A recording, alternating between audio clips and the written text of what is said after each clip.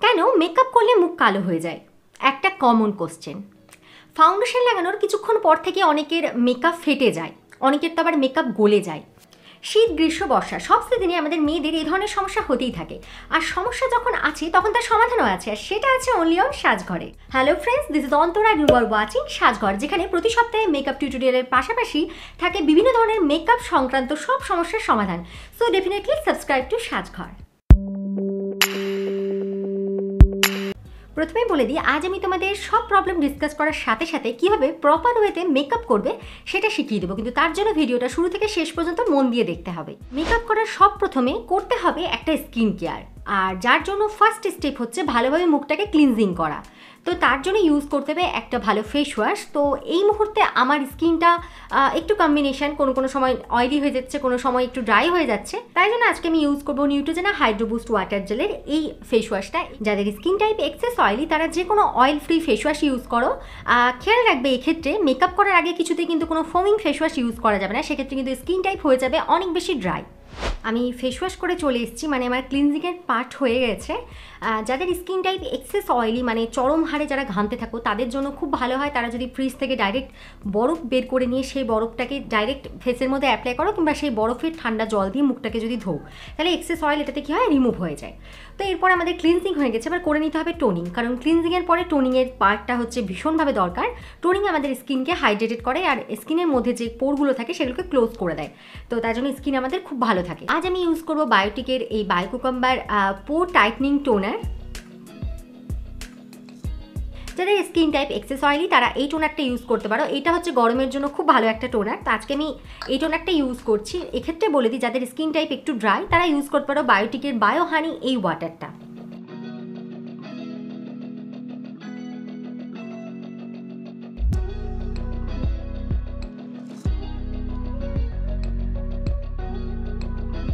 Toner use করা হয়ে গেছে। এবার মেকআপের একটা অন্যতম প্রধান জিনিস যেটা আমরা অনেকেই মাথায় রাখি না, স্কিপ করে যায়, যে কারণে আমাদের কিন্তু মুখের মধ্যে মেকআপ বা ফাউন্ডেশন ঠিকঠাক করে বসতে চায় না, অনেক সময় মুখ অনেক বেশি কালো লাগে দেখতে। আর সেটা হচ্ছে আমাদের মুখের মধ্যে থাকা ফেশিয়াল হেয়ার, মানে হচ্ছে অবাঞ্ছিত লোম। সেটা কি প্রসেসে তোমরা দূর করবে, সেটা দূর করার জন্য ইউজ করে নিতে হবে এই ধরনের ফেশিয়াল রেজার। তোমরা এই ধরনের ফেশিয়াল রেজার ইউজ করে কি করে মুখে থাকা অবাঞ্ছিত লোম দূর করবে, সেই ভিডিওটা যদি দেখতে চাও তাহলে উপরে থাকা লিঙ্কে গিয়ে চট করে এক্ষুনি টাচ করে সেই ভিডিওটা দেখে নাও। তো আজ আমি তোমাদের ইউজ করে দেখাবো এই রেজারটা। ঠিক টোনারের পরে কিন্তু এই রেজারটা ইউজ করে নিতে হবে।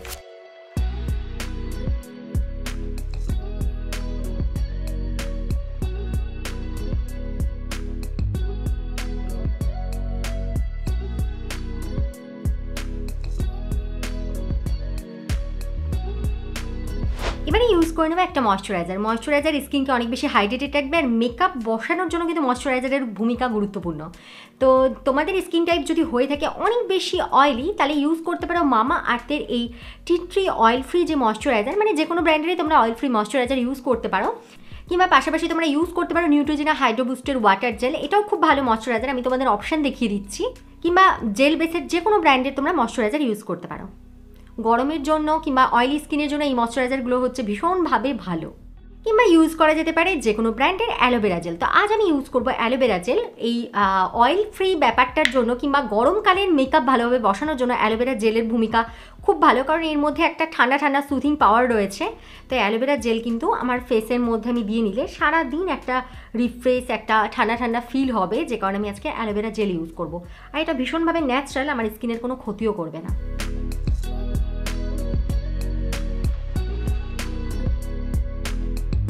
ক্লিনজিং, টোনিং, ময়শ্চারাইজিং হয়ে গেছে। এরপরের স্টেপে আমাদের ইউজ করে নিতে হবে একটা সানস্ক্রিন। সানস্ক্রিন মনে করে বাইরে বেরোতে গেলেই ইউজ করতে হবে, সেটা গরমকালই হোক আর শীতকালই হোক, কারণ সূর্যের ক্ষতিকারক রশ্মি থেকে আমাদের রক্ষা করবে শুধুমাত্র এই SPF যুক্ত সানস্ক্রিন। আর গরমকালে কিংবা যাদের অয়েলি স্কিন টাইপ, খুব বেশি অয়েলি স্কিন টাইপ, তারা ইউজ করতে পারো যে কোনো ম্যাট কাভারের ম্যাট জেলের সানস্ক্রিন। তো আজ আমি ইউজ করবো বায়োটিকের এই বায়ো ক্যারেটের সানস্ক্রিনটা। যদি তোমার স্কিন টাইপ হয়ে থাকে ড্রাই, তাহলে তুমি যে কোনো লোশন বেস যে সানস্ক্রিনগুলো রয়েছে সেই সানস্ক্রিন ইউজ করতে পারো। বায়োটিকের সানস্ক্রিন খুব ভালো, এছাড়াও পাশাপাশি ইউজ করতে পারো ল্যাকমি ব্র্যান্ডের সানস্ক্রিন কিংবা নিউট্রিজেনার সানস্ক্রিন, সেটাও খুব ভালো।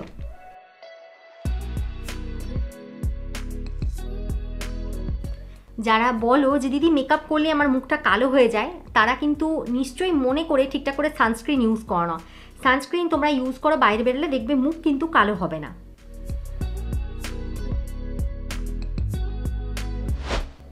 নেক্সট ইউজ করবো আমরা প্রাইমার। প্রাইমার কিন্তু মেকআপকে লং লাস্টিং করে, তার সাথে সাথে মেকআপকে ভালোভাবে বসাতেও দারুণভাবে সাহায্য করে। তো প্রাইমারের স্টেপটা কিছুতে স্কিপ করা যাবে না। এরপরে আমাদের ইউজ করে নিতে হবে প্রাইমার। তো যাদের স্কিন টাইপ অয়েলি তারা অয়েল ফ্রি যে কোনো ব্র্যান্ডের তোমরা ইউজ করে নাও প্রাইমার, কিংবা ইউজ করতে পারো এই ল্যাকমি অ্যাবসোলিউট ব্লাড পারফেক্ট প্রাইমারটা। এটা অল স্কিন টাইপের প্রাইমার। আর বাজেটের মধ্যে মানে অ্যাফোর্ডেবলের মধ্যে সবথেকে ভালো প্রাইমার হচ্ছে Swiss beauty real makeup base এই প্রাইমারটা। তো আজ আমি তোমাদের ইউজ করে দেখাবো ল্যাকমির এই প্রাইমারটা। প্রাইমারের অ্যামাউন্ট নিতে হবে খুব সামান্য পরিমাণ।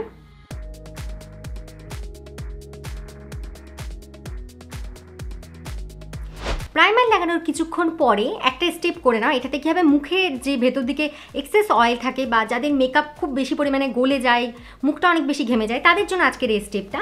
এই ধরনের একটা টিস্যু পেপার নিয়ে নাও, পুরো মুখের মধ্যে দিয়ে নাও, দিয়ে নিয়ে হালকা হালকা হালকা করে এভাবে চেপে নাও। এটাতে কী হবে, আমাদের ফেসের মধ্যে যদি থেকে থাকে এক্সেস অয়েল সেটা কিন্তু সুন্দরভাবে ওপর দিকে উঠে চলে আসবে, এই টিস্যুর মধ্যে চলে আসবে। এবারে চলে এসেছি ফাউন্ডেশন অ্যাপ্লাইয়ের স্টেপে। ফাউন্ডেশন তোমাকে বেছে নিতে হবে according to your skin type. তোমার স্কিন টাইপ যদি হয়ে থাকে অয়েলি তাহলে তোমাকে ইউজ করতে হবে ম্যাট কাভারের কিংবা অয়েল ফ্রি যে কোনো ফাউন্ডেশন। তোমার স্কিন টাইপ যদি হয়ে থাকে ড্রাই কিংবা কম্বিনেশন তাহলে তোমাকে ইউজ করতে হবে লিকুইড বেসের যে কোনো ফাউন্ডেশন। তো আজ আমি তোমাদের ইউজ করে দেখাবো ফিটমির এই ফাউন্ডেশনটা। এই ফাউন্ডেশনটার পপুলারিটি প্রচুর, এই ফাউন্ডেশনটা ঘরে ঘরে রয়েছে। আমার যারা বন্ধুরা রয়েছে প্রত্যেকেই নিশ্চয়ই এই ফাউন্ডেশনটা ইউজ করো। তো আজকে আমি তোমাদের এই ফাউন্ডেশনটা ইউজ করে দেখাবো। আমার বেস্ট যেহেতু প্রিপেয়ার হয়ে গেছে, এবার ফাউন্ডেশনটা আমি ইউজ করছি। বিফোর ইউজ দ্য ফাউন্ডেশন মাথার মধ্যে রাখতে হবে কয়েকটা কথা। সেটা হচ্ছে তোমাকে ইউজ করতে হবে হাত দিয়ে নয়, তোমাকে ইউজ করতে হবে যে কোনো একটা বিউটি ব্লেন্ডার। বিউটি ব্লেন্ডারটা কেমন হতে হবে সেটাও আজকে বলে দেবো। বিউটি ব্লেন্ডার তোমরা যে পারচেস করো, অনেক সময় দেখা যায় তোমরা মার্কেটে যা পাচ্ছ তাই পারচেস করে নিচ্ছ, কখনোই নয়। তোমরা মার্কেটে দেখবে যেগুলো সফট বিউটি স্পঞ্জ সেগুলো তোমরা ইউজ করবে। সফট বিউটি স্পঞ্জে কী হয়, খুব ভালোভাবে মুখের মধ্যে ফাউন্ডেশন বসে। এবারে প্রশ্ন হলো আমরা কেমন বিউটি ব্লেন্ডার ফেসে ইউজ করব, সেটা জানা খুব বেশি দরকার। বিউটি স্পঞ্জ যদি থাকে ড্রাই তাহলে কখনোই সেটা তোমরা ফাউন্ডেশনের ওপরে অ্যাপ্লাই করবে না। সেক্ষেত্রে কী হবে, ফাউন্ডেশন তোমার পুরোপুরিভাবে শুষে নেবে, তাছাড়া মেকআপ হয়ে যাবে ভীষণ খসখসে, মানে দেখতে যেটা একেবারেই ভালো লাগবে না। তাই জন্য আমাদের বিউটি স্পঞ্জ অবশ্যই ড্যাম্প মানে ভিজিয়ে ইউজ করতে হবে। তার জন্য আজকে আমি নিয়ে নিচ্ছি এখানে 1 মগ মতো জল, এর মধ্যে আমি বিউটি স্পঞ্জটাকে দিয়ে নিলাম। বিউটি স্পঞ্জ দিয়ে নিয়ে প্রথমে এরকম করে চিপে নেবে। এটাতে কী হবে, বিউটি স্পঞ্জের মধ্যে যে এক্সেস জলটা থাকবে সেটা ঢুকে যাবে। এরকম করে কিন্তু বিউটি স্পঞ্জটা আস্তে আস্তে একটু বড় হয়ে যাবে। দেখো কত বড়টা হয়ে গেছে বিউটি স্পঞ্জটা। এরপরে কী করতে হবে, এখানকার মধ্যে যে জলটা রয়েছে সেই জলটাকে পুরো নিংড়ে বার করে নিতে হবে। তার জন্য এরকম করে চিপে নিতে হবে।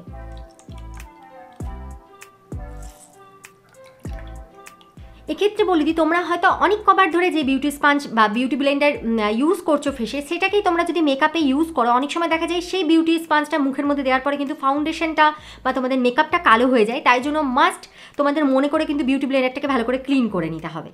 এরপরে ডাইরেক্ট কিন্তু এটা ফাউন্ডেশনের উপর আমি অ্যাপ্লাই করবো না, সেক্ষেত্রে ফাউন্ডেশন ভালোভাবে বসবে না, উল্টে অনেক কিছু গোলমাল হয়ে যাবে। তাই জন্য আমি এরকম একটা পাশে রেখে নিয়েছি টাওয়াল। টাওয়ালের মধ্যে জাস্ট এটাকে দিয়ে এরকম করে আমি র্যাপ করে নেব। মোটামুটি 30 সেকেন্ড থেকে 1 মিনিট মতো ওয়েট করো, কিংবা এই স্টেপটা যদি তোমার করার মতো না টাইম থাকে তাহলে মেকআপের অনেকক্ষণ আগেই তোমরা এই স্টেপটা করে রাখো। নিয়ে নিলাম আমি ফাউন্ডেশন এবার ফেসের মধ্যে অ্যাপ্লাই করব। তাই জন্য ফার্স্টের দিকে আমি হাতের মধ্যে নিয়ে নেব। খুব সামান্য পরিমাণ ফার্স্ট লেয়ারেতে অ্যাপ্লাই করবে, কিছুতেই থিক লেয়ারেতে ফাউন্ডেশন অ্যাপ্লাই করবে না।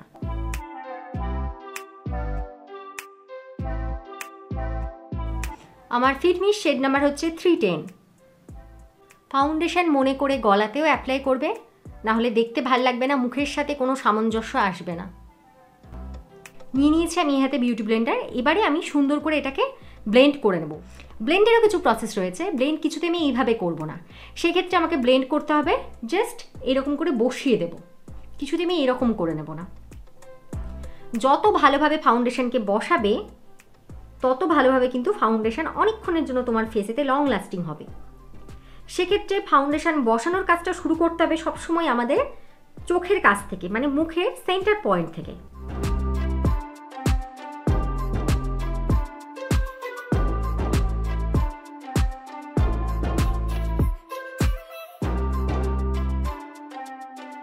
আমি যে মোশানেতে ফাউন্ডেশনটাকে বসিয়ে নিচ্ছি আমার ফুল ফেসে, সেই মোশানটাকে বলা হয় ড্যাব ড্যাব ড্যাব ড্যাব করে। দেখো আমি ভেজা বিউটি স্পঞ্জটাকে জাস্ট এরকম করে আমার ফেসের মধ্যে প্রেস করে নিচ্ছি, তাতেই কিন্তু আমার ফাউন্ডেশন ফুল ফেসের মধ্যে সেট হয়ে যাচ্ছে।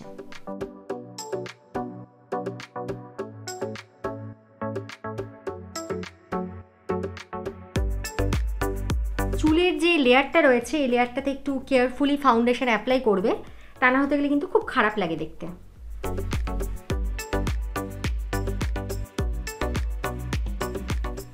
আর মনে করে কানেতেই ইউজ করবে, কারণ কানটা আমাদের ফেসেরই পার্ট। এক্ষেত্রে তোমাদের দিয়ে দেবো আমি একটা টিপস, যদি ফাউন্ডেশনকে একটু গ্লোয়িং করতে চাও তার জন্য বিউটি স্পঞ্জের মধ্যে স্প্রে করে নাও একটু রোজ ওয়াটার। এরপরে এই ভেজা বিউটি স্পঞ্জটা দিয়ে ফাউন্ডেশনকে সেট করে নাও। ফাউন্ডেশন ইউজ করা হয়ে গেছে, এরপরে যার যেমনভাবে দরকার সেভাবে কনসিলার ইউজ করে নাও। তা আজ আমি ইউজ করে নিচ্ছি সুইস বিউটির এই কনসিলারটা, আমি খুব সামান্য পরিমাণে ইউজ করে নেব।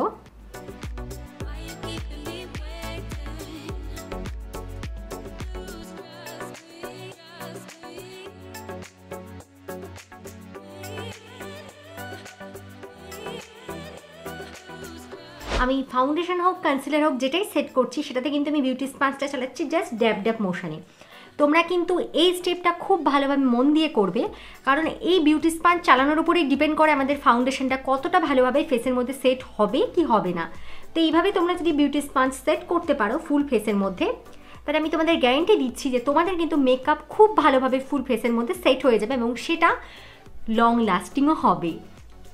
আমার ফুল ফেসে ফাউন্ডেশন এবং কনসিলার ইউজ করা হয়ে গেছে, এবার ফাউন্ডেশন এবং কনসিলারকে আমি করে নেবো সেট, আর তার জন্য আমি ইউজ করে নেবো একটা সেটিং পাউডার। এক্ষেত্রে আমরা অনেকেই গন্ডগোল করি, সেটিং পাউডার ইউজের বদলে আমরা হয়তো অনেকেই কম্প্যাক্ট ইউজ করে ফেলি, মানে এই ধরনের আমি ফেস পাউডারের কথা বলছি তোমাদের। তো এই ধরনের কম্প্যাক্ট কিন্তু আমাদের ফুল ফেসের যে ফাউন্ডেশন সেটাকে কিন্তু সেট করে না। মানে কম্প্যাক্ট পাউডার এবং লুজ পাউডার এই দুটোর কিন্তু কাজ পুরোপুরিভাবে আলাদা। দেখো এটা হচ্ছে একটা লুজ পাউডার, এটা আমার কাছে রয়েছে মেকআপ রেভলিউশনের বানানা লুজ পাউডার। দুটো কিন্তু পুরোপুরি দুটোর কাজ আলাদা। এটা হচ্ছে আমাদের ফাউন্ডেশন কনসিলারকে সেট করতে এটা সাহায্য করে, আর এটা হচ্ছে একটা মেকআপওয়ালা যে ফিনিশটা রয়েছে সেটা আনতে সাহায্য করে। তো এই দুটোই আমাদের মেকআপের হচ্ছে খুব দরকার জিনিস। তো খুব তাড়াহুড়োর মধ্যে থাকলে তখন তোমরা এটা ইউজ করতে পারো, কিন্তু লং লাস্টিং মেকআপ যারা চাও, যারা মেকআপকে অনেকক্ষণ ধরে টেকাতে চাও, মেকআপ ফাটতে চাও না, মানে এক কথাতে প্রপার ওয়েতে যারা মেকআপ করা পছন্দ করো তারা কিন্তু ইউজ করতে পারো এই ধরনের লুজ পাউডার। এটা ইউজ করা খুব দরকার। কিংবা যদি লুজ পাউডার বাড়িতে যদি না থাকে, যদি কোনো বেবি পাউডার থাকে, তাহলে তোমরা বেবি পাউডারও ইউজ করতে পারো। তো আজ আমি তোমাদের ইউজ করে দেখাবো লুজ পাউডার, কিন্তু সেই লুজ পাউডার ইউজ করারও কিছু প্রসেস রয়েছে। সেটা হচ্ছে লুজ পাউডারকে নিয়ে নাও, এইরকম যে খাপটা রয়েছে সেই খাপের মধ্যে নিয়ে নাও, পাশে রাখো এরকম একটা লুজ পাউডার সেটিংয়ের জন্য একটা ব্রাশের মধ্যে নাও। আর সেক্ষেত্রে আরেকটা তোমাদের বলে দিই, কারোর কাছে যদি এই ধরনের ব্রাশ না থাকে সে কিন্তু এই ধরনের বিউটি স্পঞ্জ কিংবা এই বিউটি স্পঞ্জগুলো যেগুলো ড্রাই বিউটি স্পঞ্জ রয়েছে সেগুলো দিয়েও কিন্তু লুজ পাউডার মুখের মধ্যে সেট করতে পারে। তো খুব ভালো হয় এই ধরনের যদি তোমরা ব্রাশ রাখো। ব্রাশের মধ্যে দেখো আমার এতটা পরিমাণ একবারে কিন্তু উঠে গেছে লুজ পাউডার, এতটা পরিমাণ কিন্তু ফুল ফেসে আমার কিছুতেই ইউজ করা যাবে না। এতটা পরিমাণ যদি আমি ইউজ করি তাহলে কী হবে, লেয়ারটা অনেক বেশি আমার ঠিক হয়ে যাবে, আর লেয়ার ঠিক হয়ে গেলে অটোমেটিক্যালি কিন্তু মেকআপ ফেটে যাবে, মেকআপটা দেখতে সামনে থেকে ভূত ভূত লাগবে। তো সেই জিনিসটা একেবারেই করা যাবে না, সে কারণে এক্সেস লুজ পাউডারকে আমরা ঝেড়ে নেব।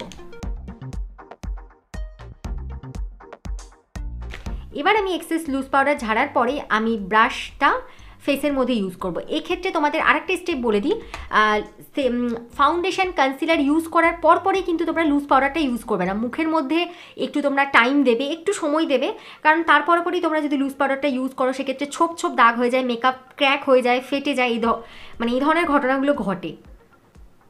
আমি এই প্রসেসে কিন্তু ইউজ করছি, মানে আমি চেপে চেপে চেপে চেপে বসিয়ে দিচ্ছি, আমি এইরকম কিন্তু করছি না, ঠিক আছে? আমার এই টেকনিকটা তোমরা একটু মাথায় রাখো, দেখবে মেকআপ কিন্তু খুব সুন্দরভাবে তোমাদের বসবে।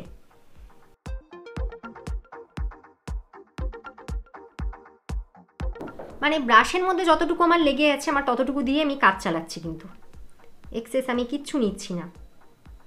জাস্ট যেভাবে আমরা ফাউন্ডেশনটা ড্যাব ড্যাব ড্যাব ড্যাব করে দিলাম, মেকআপ ব্রাশেও কিন্তু আমি সেম ওয়েতে তাই করছি। গলার মধ্যে তোমরা চাইলে এরকম এরকম করে নিতেই পারো, সেটা কোনো প্রবলেম নয়। পরে চাইলে তোমরা যে কোনো কম্প্যাক্ট পাউডার কিন্তু ইউজ করতেই পারো।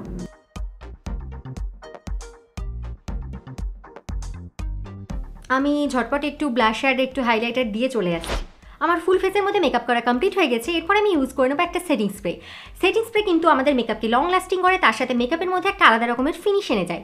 So must use a setting spray. যাদের স্কিন টাইপ খুব বেশি অয়েলি তারা ইউজ করো যে কোনো ম্যাট কাভারের সেটিং স্প্রে। এখন অনেক সেটিং স্প্রে বেরিয়ে গেছে যেগুলো ম্যাট কাভারের পাওয়া যায়, লাইক NYX এর ম্যাট কাভারের সেটিং স্প্রে রয়েছে। আর যাদের স্কিন টাইপ হচ্ছে ড্রাই, যারা একটু ডিউই ফিনিশ, একটু চকচকে, একটু গ্লোয়িং স্কিন পেতে চাও, তারা কিন্তু সেটিং স্প্রে ইউজ করতে পারো। ডিউই ফিনিশের NYX এর সেটিং স্প্রে রয়েছে, সেটা ইউজ করতে পারো। আর অ্যাফোর্ডেবল রেঞ্জের মধ্যে তোমরা যদি সেটিং স্প্রে সার্চ করো তাহলে তোমরা নিতে পারো মিস ক্লিয়ারের সেটিং স্প্রে রয়েছে, তারপরে রয়েছে এই Swiss beauty makeup fixer natural, এই অ্যালোভেরা যুক্ত এই সুইস বিউটির মেকআপ ফিক্সারটা তোমরা ইউজ করতে পারো। এটাও খুব ভালো অ্যাফোর্ডেবল রেঞ্জের মধ্যে। তো এটা আজকে আমি তোমাদের ইউজ করে দেখাচ্ছি। এবার সেটিং স্প্রে ইউজ করার কিছু পদ্ধতি রয়েছে, সেটা হচ্ছে সেটিং স্প্রে একেবারেই ফেসের সামনে থেকে ইউজ করা যাবে না, সেক্ষেত্রে কিন্তু মেকআপ গলে যাবে, মেকআপের আর কিছুই থাকবে না, বারো অবস্থা হয়ে যাবে। তো খুব ভালো হয় তোমরা যদি মুখ থেকে কাছাকাছি 1 হাত দূর থেকে সেটিং স্প্রেটা মুখের মধ্যে স্প্রে করো। ঝাঁকিয়ে নিতে হবে। যদি চোখের মধ্যে ল্যাশ পড়ে থাকো তাহলে চোখের এইরকম করে নিয়ে চোখটাকে বন্ধ করে নিয়ে তারপরে সেটিং স্প্রে ইউজ করবে।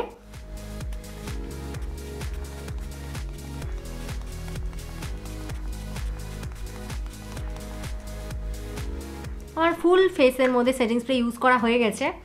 আমি বলতে ভুলে গেছিলাম, সেটিং স্প্রে ইউজ করার আগে সেটিং স্প্রে ইউজ করে কিন্তু কোনো কথা বলবে না, কোনো রকম কোনো ফেশিয়াল এক্সপ্রেশন দেবে না।